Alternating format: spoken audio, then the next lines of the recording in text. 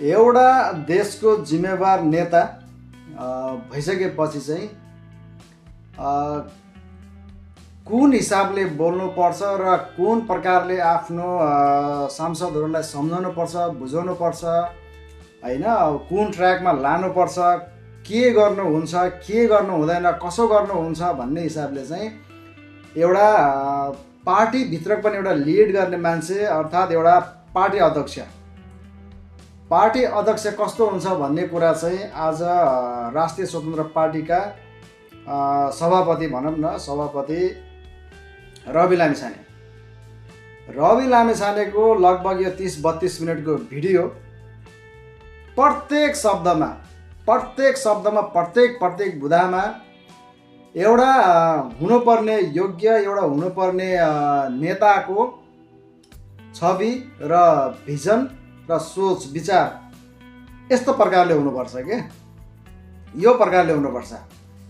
प्रत्येक शब्दमा लगभग 30-32 मिनटको भिडियोमा प्रत्येक शब्दमा के ओहो यस्तो चाहिँ हुनुपर्छ है, यो चाहिँ हुनुपर्छ, यो चाहिँ सही हो भन्नु बाँकी अरू केही पनि छैन क्या, होइन। कुनै विपक्षलाई गाली गलौज पनि छैन, कुनै अब हुन्छ नि त त्यो प्रकारले कुनै पनि छैन क्या। कुनै आफ्नो कार्यकर्ता होस् या कुनै समर्थन होस्, चाहे आफ्नो सांसदहरू होस्, तिनीहरूलाई कसरी बुझाउनुपर्छ, कसरी सम्झाउनुपर्छ भन्ने कुरा चाहिँ यो प्रकारले चाहिँ गर्नुपर्ने हुन्छ क्या। एउटा देशको जिम्मेवार नेता, एउटा नेता भइसकेपछि यो प्रकारले चाहिँ यो किसिमको व्यक्ति चाहिँ हुनुपर्छ। आज प्रत्येक मिनट प्रत्येक सेकेन्डको प्रत्येक शब्दहरूमा यदि गम्भीर, यदि कुरा एकदम स्पष्ट जनताले क्लियर बुझ्ने गरी, कुनै घुमाउरो कुनै केही छैन, स्पष्ट बुझ्ने गरी, साधारण सिम्पल जनताले बुझ्ने गरी यो प्रकारले बुझाउन सक्नुपर्छ मान्छेलाई। जस्तो हाम्रो जनताहरूको मनमा छ सोच विचार, ठ्याक्कै त्यही प्रकारले उहाँले यदि क्लियरसँग बुझाइदिनु भएको छ, जतिसुकै नबुझ्ने, जतिसुकै हुन्छ नि अलिकति नबुझ्ने भन्दा पनि अब अलिकति कुनै राजनीतिक विषयमा होस् या कुनै विश्लेषक कुनै पनि होस्, त्यति बुझ्ने क्षमता नभए त्यस्तो हुन्छ नि त, त्यो व्यक्तिले पनि छर्लङ्ग बुझ्ने गरी के यस्तो प्रकारले बुझाइदिनु भयो रवि लामिछानेले। उहाँलाई सर्वप्रथम त सल्युट गर्न चाहन्छु, यो जुन सम्झाउनु भएको छ, बुझाउनु भएको छ।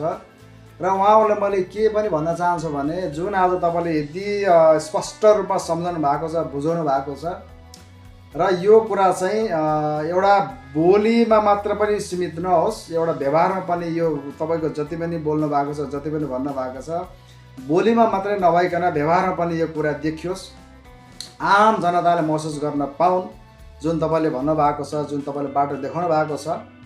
आउने दिनहरूमा पक्कै पनि तपाईँहरूले पक्कै पनि अब यो बाटोमा त हिँड्नुहुन्छ, पक्कै पनि देश र जनताको पक्षमा काम चाहिँ गर्नुहुन्छ भन्ने पक्कै यो त विश्वास नेपाली जनताले लिएकै पनि छन् र लिनु पनि पर्छ र तपाईँले आफ्नो जिम्मेवार निभाउनु पर्छ राम्रो तरिकाले।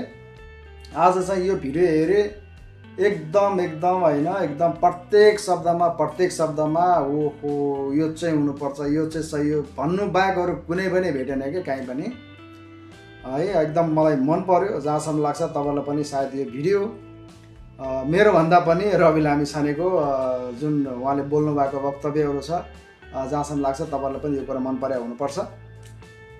र आगामी दिनमा चाहिँ अब हुन त भोलिको दिन देख्न बाँकी नै छ, किनभने अब जति पनि अहिले सांसद हुनुभएको छ लगभग 182 जना, 182 जनामा 182 को 82 नै सम्पूर्ण मान्छे क्लियर एकदम स्पष्ट एकदम सही ढङ्गमा जानुहुन्छ भन्ने त छैन। कुनै न कुनै काहीँ न काहीँ बाङ्गो टिङ्गो त हुनुहुन्छ होला, सकेसम्म सिधा बाटो हिँड्ने कोसिस गर्नु होला। आगामी दिनमा देखि नै हाल्नेछन् नेपाली जनताले।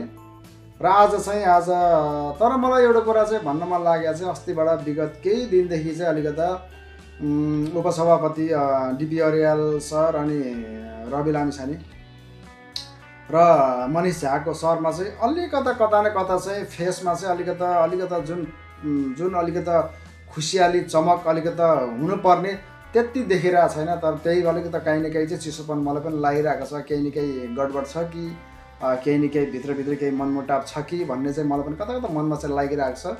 जहाँसम्म लाग्छ त्यो नहोस्, जहाँसम्म लाग्छ त्यो मेरो सोच गलत होस् होइन। मलाई चाहिँ त्यो लागिरहेको छ। जहाँसम्म त्यस्तो नहुन सक्छ, नहोस् पनि, त्यही नै हो। ओके, आजको लागि चाहिँ यति भन्न चाहिँ अब पक्कै पनि तपाईँहरूले पनि यो भिडियो त हेर्नु भएको छ होला, आजको रवि लामिछाने सरको भिडियो त हेर्नुभयो होला होइन। मैले पनि हेरेँ, बडा प्रत्येक शब्दमा मन छोयो। उहाँले भन्नुभएको प्रत्येक कुरामा चाहिँ यो कुरामा चाहिँ तपाईँहरू जति पनि 182 जना सांसद हुनुभएको छ, सकेसम्म सम्पूर्णले एकदम स्पष्ट रूपमा सम्झाउनु भएको छ, भन्नुभएको छ त्यही मार्गमा हिँड्नु होला। त्यो मार्ग बाहेक तपाईँहरू दायाँ बायाँ गर्नुभयो भने रवि लामी सरले भन्नुभएको छ, पुरानो दल पुरानो नेताहरूले 35-36 वर्ष जुन भन्नुभयो, तपाईँहरूले यो छुट छैन। 36 महिना होस् या 36 दिनमा पनि तपाईँहरूले नेपाली जनताले जे पनि गर्न सक्छन्, त्यो स्पष्ट रूपमा सम्पूर्ण नेपाली जनतालाई थाहा छ। र आज सभापति तपाईँहरूको सभापति सरले भनिसक्नु भएको छ 36 दिनमा पनि तपाईँहरूले फेरि जुन हिजोको दिनमा जुन भए पुराना नेताहरूले त्योभन्दा पनि बढी हुनसक्छ। विचार गर्नु होला, त्यही अनुसार अगाडि बढ्नु होला। ओके, शुभकामना छ सम्पूर्णलाई। ओके, फेरि भेटौँला। थ्याङ्क यू, नमस्कार।